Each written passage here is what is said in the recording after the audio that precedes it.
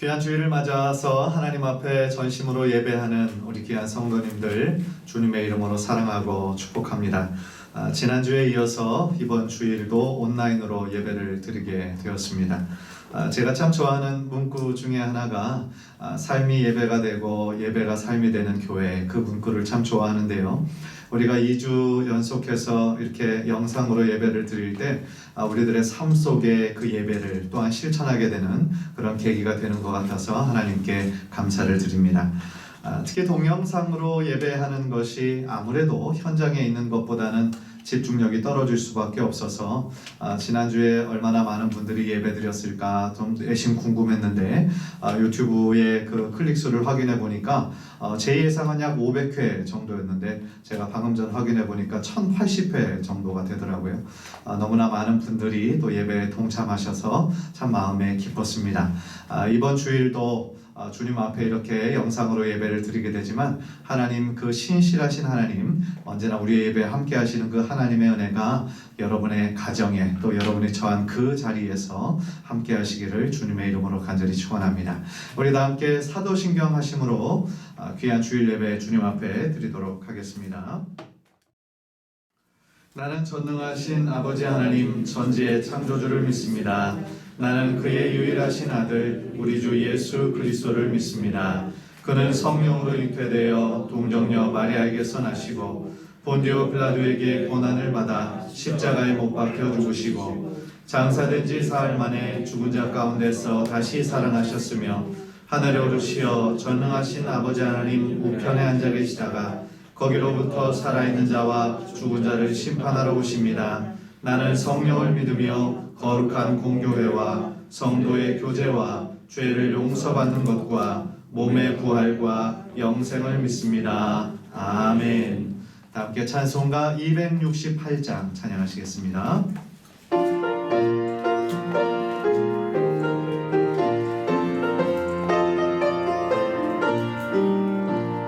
죄에서 자유를 얻게 하는 보혈의 능력, 주의 보혈, 시험을 이기고 승리하니 참 놀라운 능력이로다. 주의 보혈 능력이 또다. 주의 피 믿어. 주의 보혈 그 어린 양의 매우 육체의 정욕을 이기림은 보혈의 능력, 주의 보혈, 정결한 마음을 얻게 하니 참 놀라운 능력이로다. 주의 보혈 능력이 또다. 주의 피 믿어. 주의 보혈 그 어린 양의 매우 귀중한 피로다. 눈보다 더 비게 밝히는 것 보혈의 능력, 주의 보혈, 부정한 모든 것 밝히시니 참 놀라운 능력이로다. 주의 보혈 능력이 또다. 주의 피 믿어. 주의 보혈 그 어린 양의 매우 귀중한 피로다. 우주의 복음을 전할 제목 보혈의 능력, 주의 보혈, 날마다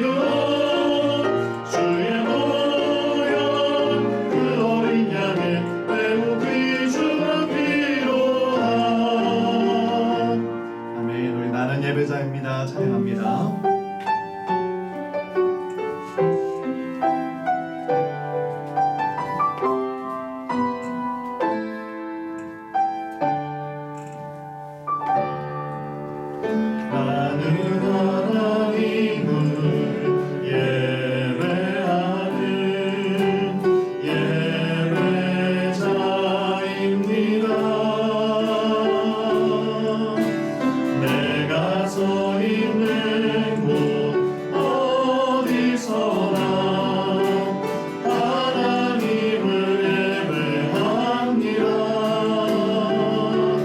내 영혼 거룩한 은혜를 향하여 내 마음 완전한 하나님 향하여 이곳에서 바로 이 시간 하나님을 예배합니다. 다시 찬양합니다. 나는 하나님을 예배하는 예배자입니다. 내가 서 있는 곳 어디서나 하나님을 예배합니다. 내 영혼 거룩한 은혜를 향하여 내 마음 완전한 하나님 향하여 이곳에서 바로 이 시간 하나님을 예배합니다. 내 영혼 거룩한 은혜를 향하여 내 마음 완전한 하나님 향하여 이곳에서 바로 이 시간 하나님을 예배합니다. 아멘. 우리 예배를 대표해서 김지훈 목사님 나오셔서 기도 인도해 주시겠습니다.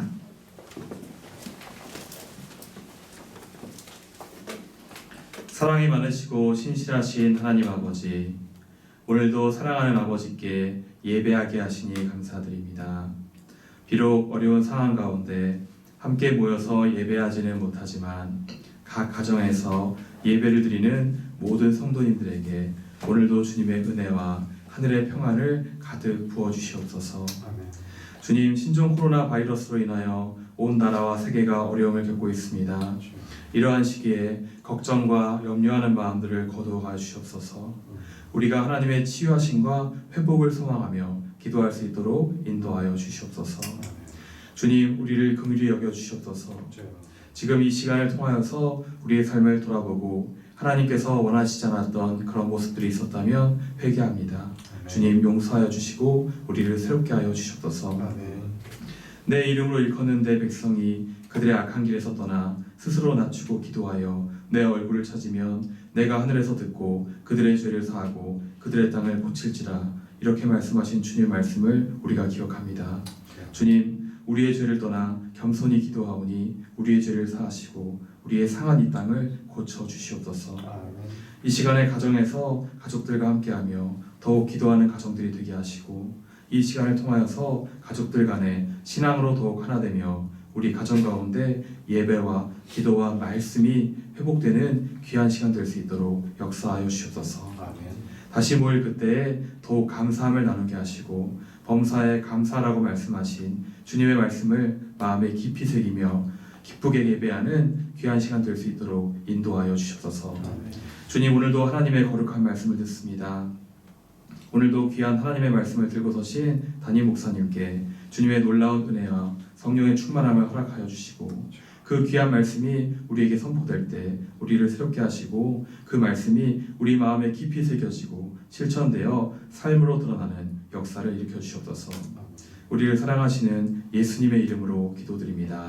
아멘.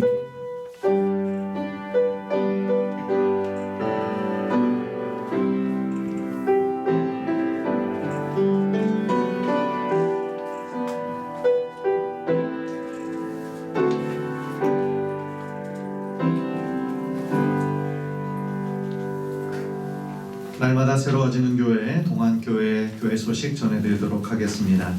지금 사순절 기간을 지나가고 있습니다. 그래서 우리 교회에서 요한복음과 함께하는 사순절 가정예배 지금 캠페인을 우리가 벌이고 있는데요. 여러분들 주보를 참조하시고 여러분들에게 또 메시지로 간 주보가 있으실 겁니다. 확인하셔서 그 내용대로 우리가 사순절 말씀 붙잡고 또 모든 가정이 주의 말씀으로 인하여 각 가정에서 정말 예배가 회복하는 귀한 은혜가 있기를 바랍니다. 수요 예배와 새벽 예배는 정상적으로 우리가 드립니다. 기억하시고 동참해 주시기를 바라고요. 오는 금요일 저녁에도 각 가정에서 또한 예배를 드리게 됩니다. 참조해 주시기를 바랍니다. 교우 소식 간단히가 전해드립니다. 그 한현구 안수 집사님 빅모 그리고 강모한 권사님 모친상을 당하셨습니다. 위로해 주시기를 바랍니다.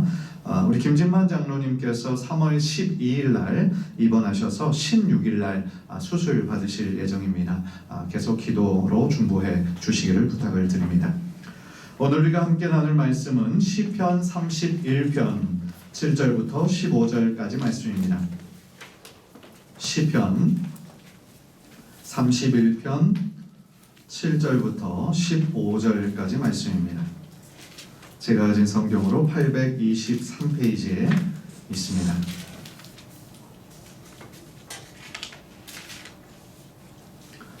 제가 봉독하겠지만 여러분들의 가정에서는 교독하는 것도 예배에 동참하는 데 도움이 될 것 같습니다. 내가 주의 인자하심을 기뻐하며 즐거워할 것은 주께서 나의 고난을 보시고 환난 중에 있는 내 영혼을 아셨으며 나를 원수의 수중에 가두지 아니하셨고 내 발을 넓은 곳에 세우셨음이니이다. 여호와여 내가 고통 중에 있사오니 내게 은혜를 베푸소서. 내가 근심 때문에 눈과 영혼과 몸이 쇠하였나이다. 내 일생을 슬픔으로 보내며 나의 연수를 탄식으로 보내며 내 기력이 나의 죄악 때문에 약하여지며 나의 뼈가 쇠하도소이다. 내가 모든 대적들 때문에 욕을 당하고 내 이웃에게서는 심히 당하니 내 친구가 놀라고 길에서 보는 자가 나를 피하였나이다.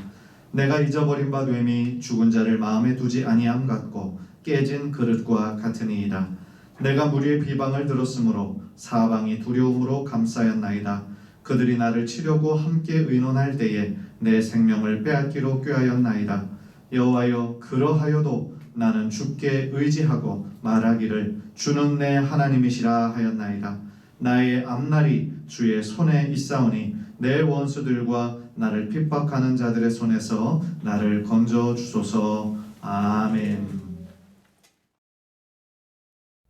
고통 중에 있을 때라는 제목으로 하나님의 말씀 전하도록 하겠습니다. 요즘 코로나19 사태로 인해서 낙심하고 있는 분들이 참 많이 있습니다. 수많은 자영업자들 뿐만 아니라 항공업계, 또 숙박업계, 식당, 또 여러 거의 모든 직종들이 직격탄을 맞았다라고 해도 과언이 아닙니다. 어떤 기사를 보니까 어떤 분은 지난 IMF 때보다 더 힘들다고 하소연하는 그런 장면을 본 적이 있습니다. 또한 아이들 학교 개학일이 몇 주가 이렇게 늦어지면서 많은 학부모들에게도 큰 걱정이 생긴 것으로 알고 있습니다. 특히 맞벌이 부부에게는 자녀들 맡길 때를 찾지를 못해서 마땅치 않아서 거의 비상 상태입니다. 또 큰 자녀를 둔 부모의 고민도 비슷합니다. 왜냐하면 아이들이 집에만 있으니까 너무 답답해하기 때문인 것이죠. 정말 우리 주변을 둘러싼 눈에 보이는 현실만을 둘러보면 참 낙심할 일이 많은 때를 우리가 지금 살아가고 있습니다. 마찬가지로 오늘 시편을 쓴 다윗의 상황도 굉장히 힘든, 낙심할 수밖에 없는 상황에 처해 있는 것으로 보입니다. 다윗의 많은 대적자들은 자신을 죽이려고 쫓아오고 핍박하고 있습니다. 또 자신을 욕하고 조롱하고 있습니다. 이때 어려울 때만이라도 어떻게 보면 다윗의 친구들이나 주변 사람들은 응원해주면 좋을 텐데 오늘 시편을 읽어보면 꼭 그렇지만도 않았던 것 같습니다. 그래서 그 고난이 얼마나 심했던지 다윗은 자신의 눈이 쇠하고 몸과 영혼까지 다 지쳤다. 그렇게 고백하고 있습니다. 오늘 본문의 9절, 10절을 새번역 성경을 보니까 이렇게 번역했습니다. 나는 고통을 받고 있습니다. 울다 지쳐 내 눈이 시력조차 잃었습니다. 내 몸과 마음도 활력을 잃고 말았습니다. 나는 슬픔으로 힘이 소진되었습니다. 근력은 고통 속에서 말라버렸고 뼈마저 녹아버렸습니다. 얼마나 힘들고 고통스러우면 자신의 시력까지 약해지고 뼈까지도 녹는다라는 그런 표현을 썼을까요? 만약에 다윗의 이야기가 여기서 끝이 난다면 정말 비극입니다.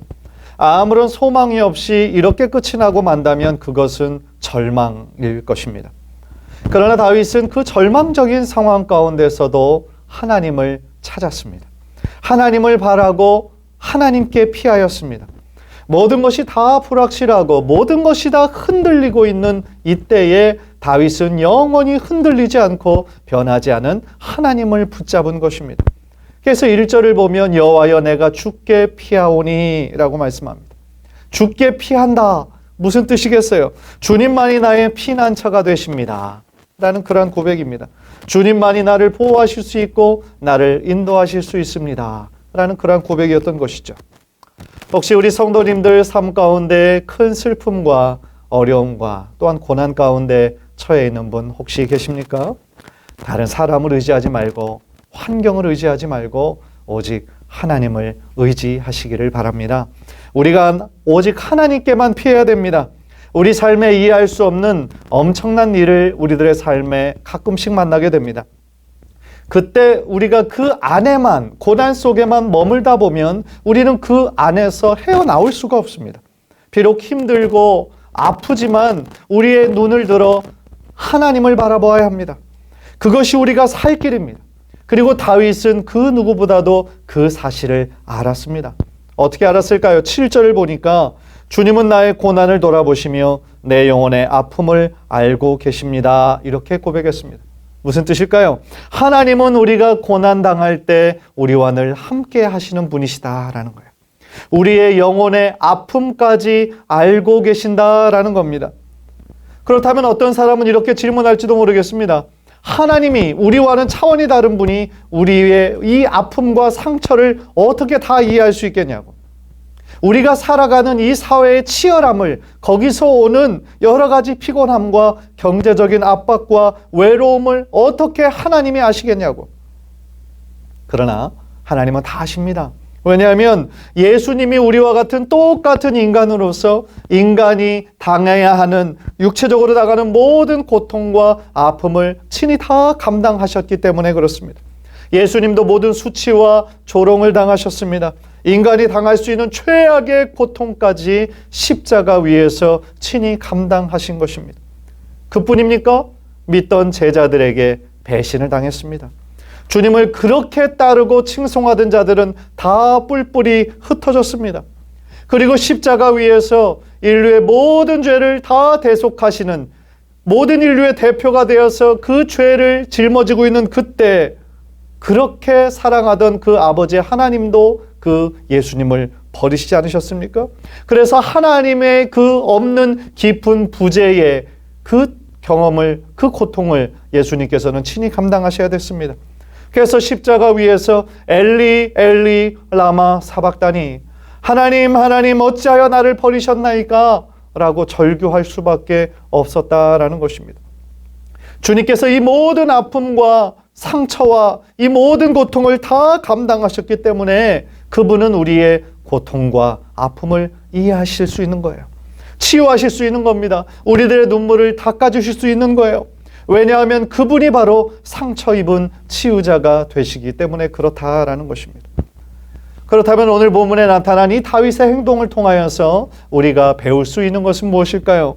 크리스찬으로서 우리가 당한 이 어려움과 고통의 한가운데서 우리는 무엇을 실천해야 할까요?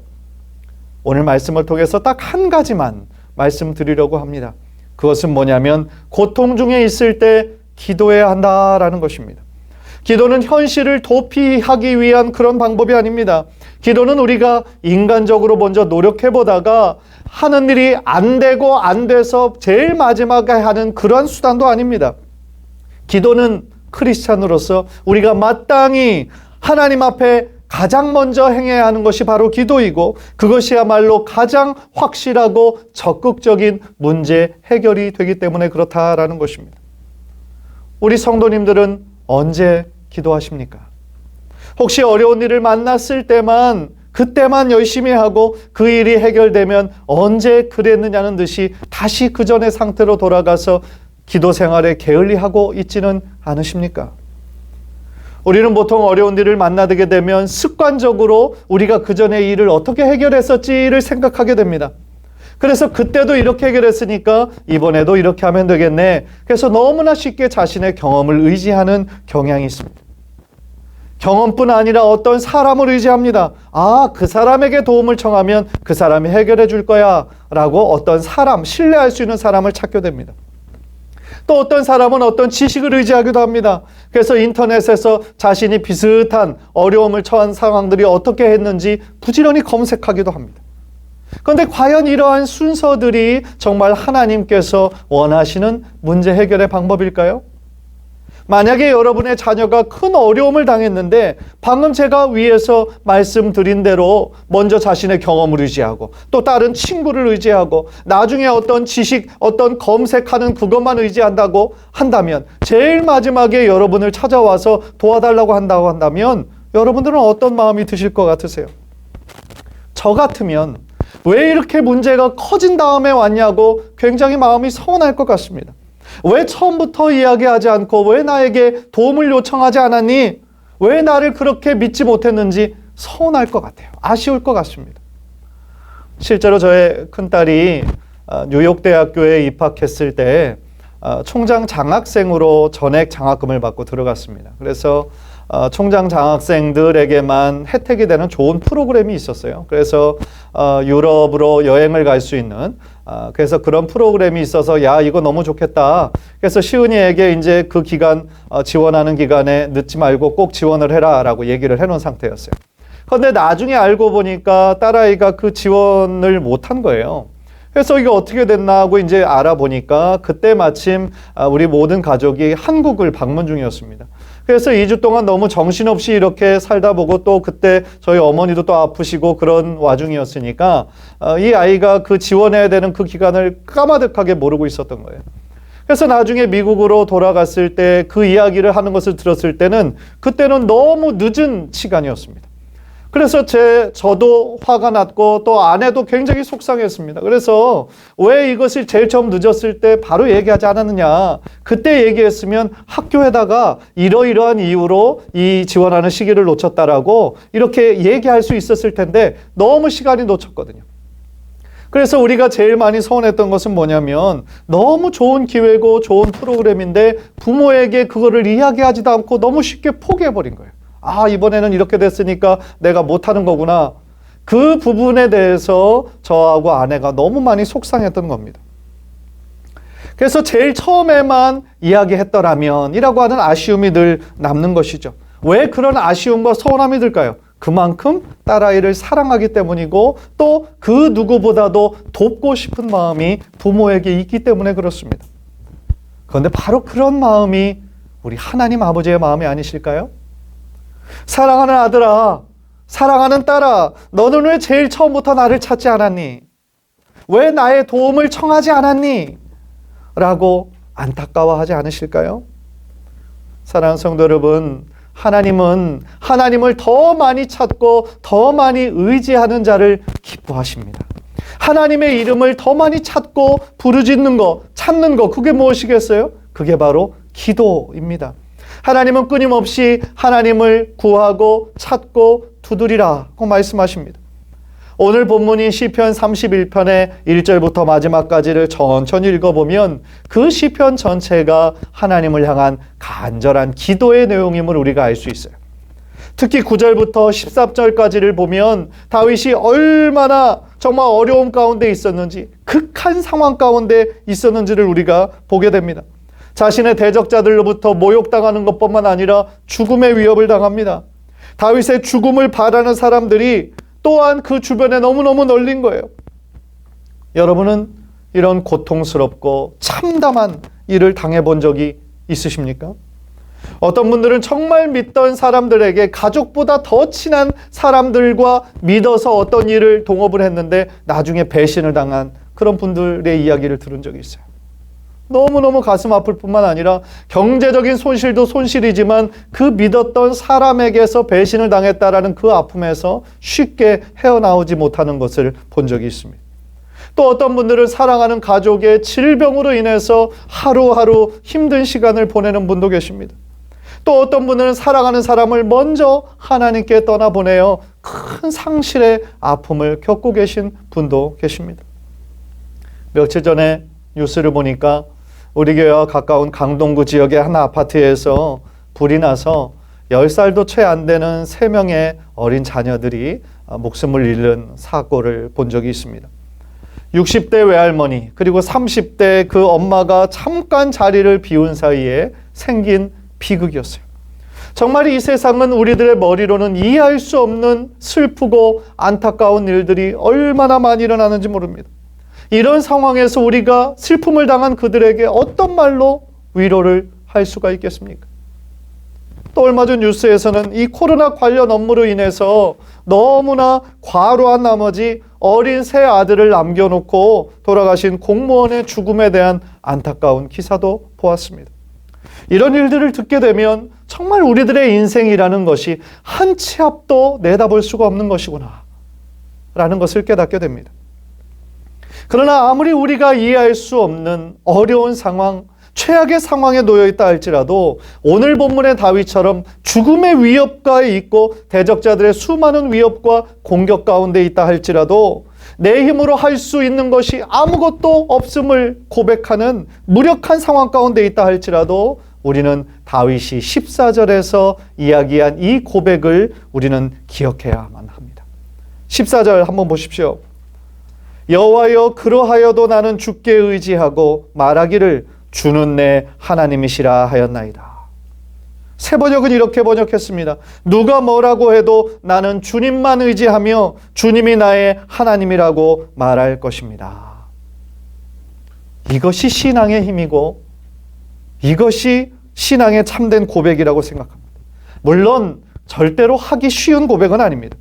지금 자신이 처한 상황이 모든 것들이 다 첩첩산중이고 자신에게 불리한 상황으로만 돌아간다 할지라도 사방에 죽음의 위협이 도사리고 있다고 할지라도 다윗은 그럼에도 불구하고 하나님을 의지하겠다라고 하는 그의 신앙의 고백인 것입니다. 어떻게 그런 신앙을 고백할 수 있었을까요? 16절을 보면 그 다윗이 생각하는 하나님이 어떤 하나님이신가, 어떤 하나님을 믿고 있었는가가 나오게 됩니다. 16절을 보십시오. 나의 앞날이 주의 손에 있사오니 내 원수들과 나를 핍박하는 자들의 손에서 나를 건져 주소서. 무슨 뜻입니까? 자신의 미래와 자신의 운명이 주님의 손에 달려있다라는 것입니다. 그전 개역 버전에서는 보니까 이 단어를 내 시대가 주의 손에 있습니다 이렇게 고백을 했어요. 즉 내 삶의 모든 때가 주님께 달렸습니다. 그런 고백인 거죠. 전도서의 유명한 구절을 우리가 보면 천하의 모든 것이 다 때가 있다라고 증언하고 있습니다. 그런데 문제는 모든 것이 다 정해진 때가 있는데 그 때를 누가 정하느냐라는 것입니다. 하나님을 모르는 사람들은 그 중요한 문제를 나 아니 내가 정해야지 나 아닌 어떤 사람이 정할 수 있겠는가? 아마 그렇게 자문할 것입니다. 그러나 우리는 압니다. 천만의 말씀입니다. 우리가 살면서 겪는 모든 삶의 때는 다 하나님께서 정하십니다. 즉 하나님의 손에 달려있다라는 것입니다. 우리들의 삶의 모든 때가 주님의 손에 달려있다라는 것은 나의 미래도 나의 앞날도 심지어 나의 죽음까지도 주님의 손에 달려있다라는 것입니다. 사랑하는 성도 여러분, 우리들의 삶의 전부를 주님의 손에 맡기시는 성도님들 되시기를 주님의 이름으로 간절히 축원합니다. 다윗처럼 자신의 삶의 모든 문제를 하나님께 맡겨드리는 거예요. 그래서 비록 다윗은 지금 자신의 원수들과 핍박하는 자들의 손에 있다고 할지라도 그들은 절대로 하나님의 손을 이길 수 없다. 그렇게 자신하고 있는 것입니다. 지금 당장은요, 세상의 힘이 커 보입니다. 세상에서 어떤 권력자들, 유력한 자들이 마음 놓고 할 수 있는 것처럼 보여요. 그러나 아무리 그들이 지금 이렇게 전성기인 것처럼 힘센 것처럼 보인다 할지라도 우리 전능하신 하나님을 절대로 대적할 수가 없다라는 것이죠.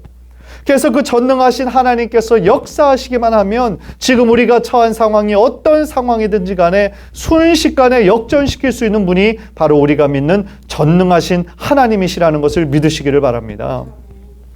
우리가 믿는 하나님은 방금 전 다윗의 고백처럼 전능하신 하나님이요 역전에 능하신 하나님이십니다. 그런 확신이 우리들에게 있을 때 다윗처럼 어떤 상황 가운데 우리가 놓여 있다 할지라도 절망하지 아니하고 하나님께 기도할 수 있는 것입니다.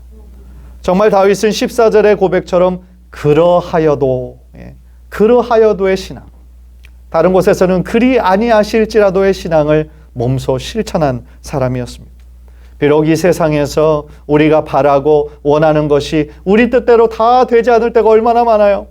그러나 그러하여도 그리 아니하실지라도 하나님의 신실하심을 믿고 모든 것이 하나님의 손에 달려있음을 믿고 하나님께 모든 것을 전적으로 맡기는 삶을 살 때에 결국에는 모든 것들이 합력하여 하나님의 선을 이루시게 될 줄 믿습니다. 야고보서 5장 13절에 이런 말씀이 있습니다. 너희 중에 고난당하는 자가 있느냐? 그는 기도할 것이요. 말씀합니다. 고난당하는 자가 있느냐? 그는 기도할 것이요. 라고 말씀하십니다. 우리가 고난 가운데 있을 때, 고통 가운데 있을 때 솔직하게 하나님께 우리들의 모든 상황을 고백하고 주님 앞에 나아가는 것이 바로 모든 문제 해결의 시작점이 될 줄 믿습니다. 왜 그렇습니까? 오늘 본문 22절에 나오는 것처럼 내가 주께 부르짖을 때에 주께서 나의 간구하는 소리를 들으시기 때문에 그렇습니다. 제가 미국에 있을 때 한국의 한 유명한 목사님, 지금은 은퇴하셨습니다. 목사님께서 오셔서 자신의 목회하는 동안에 있었던 그 일들을 간증하시는 것을 제가 들은 적이 있습니다. 우리 교단의 대형교회 중에 한 교회의 목사님이셨어요. 그런데 어느 그 전에 교회 그 부임하셨을 때부터 참 고난이 많으셨다라는 겁니다. 그래서 장로님들이 목사님에게 이제 오셔서 교회 내 모든 인사, 행정, 그다음에 재정 이런 것은 못하게 하고 오직 설교만 이렇게 하라고 그렇게 처음부터 요구했다라고 그래요. 그래서 사역자를 쓰는 것도 담임 목회자의 의견이 아니라 장로님들의 의견으로 사람을 뽑고 교회 내 어떤 것을 변화시키려고 해도 기존에 해왔던 전통과 그 시스템만 맞추기를 그렇게 원했다라고 합니다. 그런데 어느 날은 한 성도가 찾아오더니 목사님이 설교 중에 자신을 겨냥해서 자신을 표적해서 설교했으니까 그것에 대해서 사과하라는 그런 얘기를 했다는 거예요. 그런데 목사님은 부임한 지 얼마 되지도 않으셔서 사실은 그 성도님을 잘 모르시는데 그런 이야기를 하니까 너무 참 속상하고 당황스러웠다라고 합니다. 또 어떤 날은 교인들 몇 명이 우르르 몰려와서 자신들이 원하는 대로 자신들의 말대로 목회하지 않으면 목사님을 이렇게 계속 공격할 겁니다 라고 경고를 하고 갔다라는 거예요. 그래서 제일 처음에는 설교의 문제를 걸 거고 그 다음에도 자기네들 말을 안 들으면 재정적인 문제가 있다라고 문제를 걸 거고 그 다음에도 말을 안 들으면 여자의 문제를 얘기할 거고 그것도 안 되면 이단이라고 소문을 낼 거다. 그렇게 협박을 했다라고 그래요. 실제로 이 목사님은 그 반대파 성도님들에게 29번의 고소를 당했다라고 합니다. 그 중에는 그분이 이단이라는 것도 물론 포함되어 있었고 저도 미국에 있을 때 그러한 기사를 본 적이 있습니다. 그러니까 부임한 지 얼마 안 된 그런 교회에서 그런 어려운 일들이 계속되니까 얼마나 힘들고 얼마나 고통스러우셨겠습니까? 그런데 그 목사님께서 간증하실 때 하시는 말씀이 그 어떤 것보다 가장 힘들었던 거는 자녀들이 보는 앞에서 모욕을 당했을 때라는 거예요. 어느 날인가 자신을 반대하는 성도들이 자신이 예배를 다 마치고 내려오니까 우르르 자신을 둘러싸고 모든 모욕과 핍박을 다 주는데 자신이 언뜻 보니까 자신의 아들이 보고 그 장면을 보고 울고 있는 것을 봤다는 거예요. 그래서 정말 너무 참을 수 없는 분노와 슬픔과 아픔이 있어서 정말 사역 다 그만두고 싶은 그런 마음까지 품으셨다라고 합니다. 그런데 그 목사님은 거기서 포기하지 않으셨어요. 그 모든 고통과 억울함을 주변의 사람들에게, 주변 목회자들에게 이야기한 것이 아니라 오직 하나님께 그 모든 문제를 가지고 가신 거예요. 그래서 하루의 사역을 다 마치고 난 이후에 자신의 모든 그런 아픔과 고통을 십자가에 내려놓으시고 기도하시면서 밤새 그 강단에서 기도하시는 그 세월들을 무려 3년을 지속하셨다라고 말씀을 합니다. 생각해 보십시오. 모든 사역을 다 정상적으로 감당하면서 잠을 하루도 집에서 편하게 쉬지 않고 강단에서 3년 동안을 기도하며 보내셨으니 얼마나 체력적으로도 또한 여러 면에서 힘드셨겠습니까? 그런데 그 시간들이 지속되면 지속될수록 교회 안에 놀라운 변화가 생기기 시작했다라는 거예요. 자신을 그렇게 괴롭히고 반대하던 사람들의 생각이 달라지더라는 겁니다. 또한 교회 안에 자신을 그렇게 반대하고 미워하던 그 교회에 오래전부터 있었던 기득권 세력들이 몇십 명이 한꺼번에 교회를 나갔다는 거예요. 그런데 그때부터 교회 안에 정말 부정적인 이야기들이 사라지고 교회 분위기가 새로워지기 시작했다는 거예요. 그리고 그때부터 교회가 엄청나게 부흥하기 시작하면서 많은 열매가 맺혔다라는 것을 이분이 간증으로 말씀하시는 것을 들었습니다. 제가 이야기를 드리는 이유는 단 한 가지입니다. 고난당할 때 기도해야 한다라는 것입니다. 우리가 이해할 수 없는 고통을 만날 때가 있어요. 우리들이 전혀 예측하지 못했는데 억울한 일을 당할 때도 있습니다. 그러나 그런 일을 만날 때 우리는 누구에게 하소연하겠어요?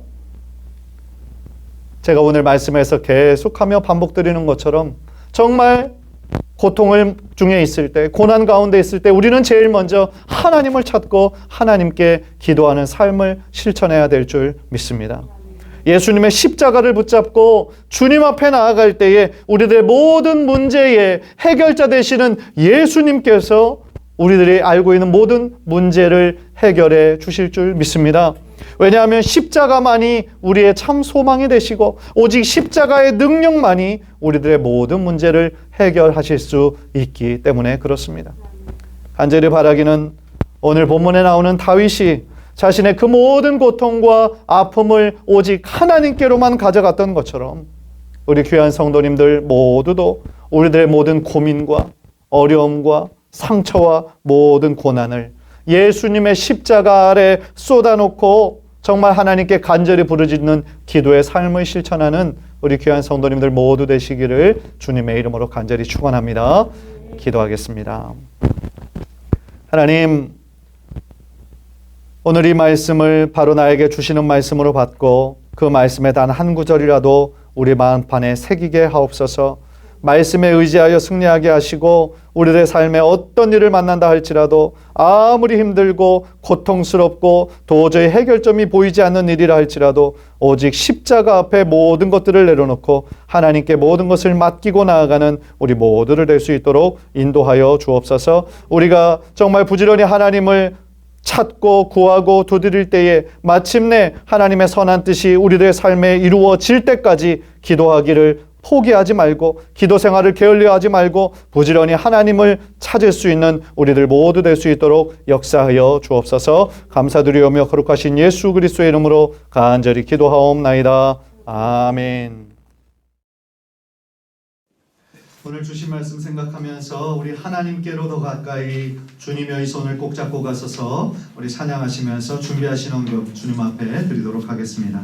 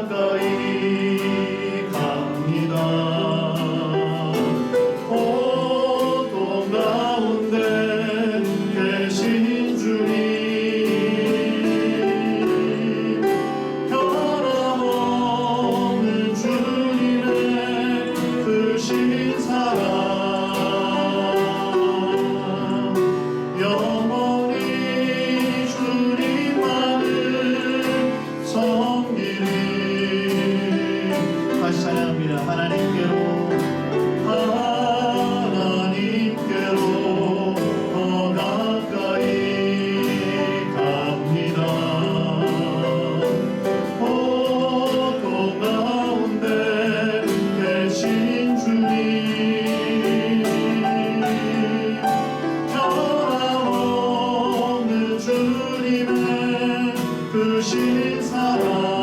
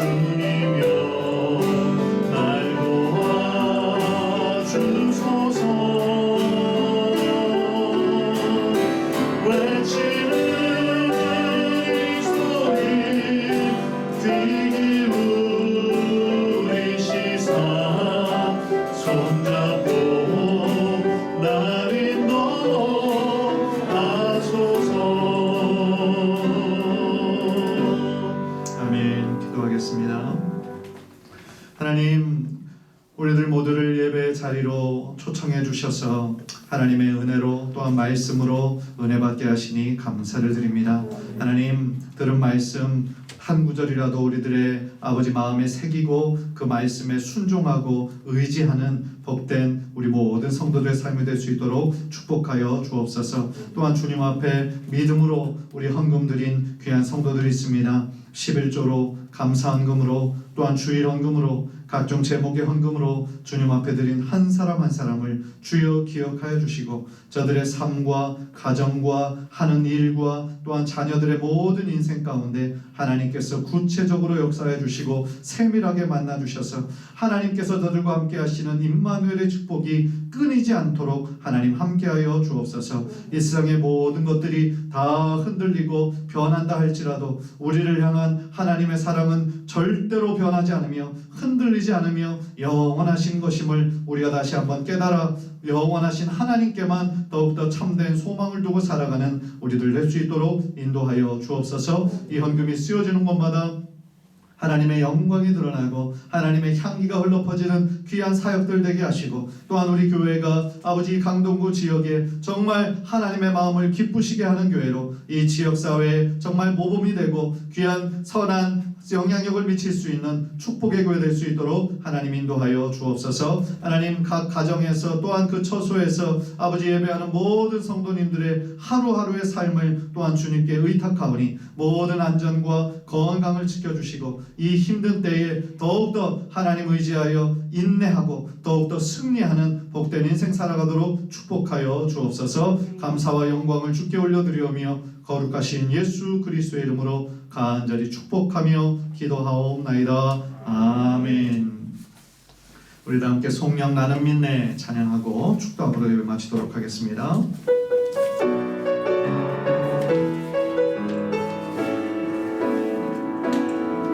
내게 허락하신 시련을 통해 나의 믿음 더욱 강하게 자라나고 험한 산과 골짜기 지나는 동안 주께 더 가까이 나를 이끄시네. 내가 겪는 시험이 어렵고 힘겨워도 내 주님보다 크지 않네. 내 앞에 바다가 달라지지 않으면 주가 나로 바다 위 걷게 하리. 나는 믿네.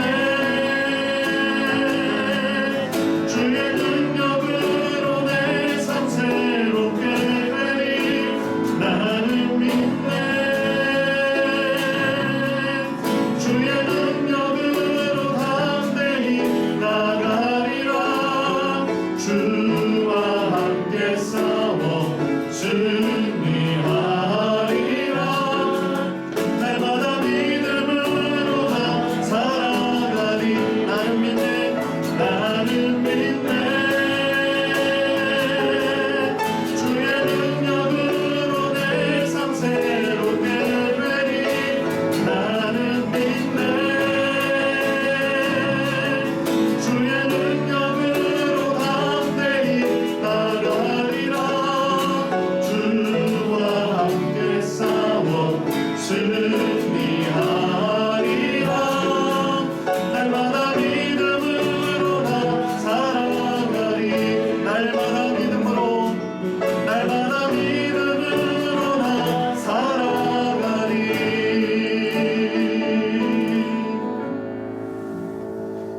이제는 우리 주 예수 그리스도의 은혜와 하나님 아버지의 영원하신 사랑하심과 성령 하나님의 내주하시고 치유하시고 교통하시는 역사가 오늘 말씀을 통해 주신 것처럼 다윗이 어떤 상황 가운데 있든지 아무리 힘든 고통 가운데 있다 할지라도 하나님을 신뢰하며 하나님께 자신의 삶을 드리며 기도에 힘썼던 것처럼 주여 우리 모든 성도들의 삶도 하나님께 제일 먼저 기도로 하나님께 찾고 모든 문제를 주님께 의탁하기로 다시 한번 결단하는 우리 사랑하는 모든 성도님들 머리 위에 함께 예배하는 귀한 자녀들의 모든 인생과 만남 가운데 지금부터 영원토록 함께 하시기를 간절히 축원하옵나이다. 아멘.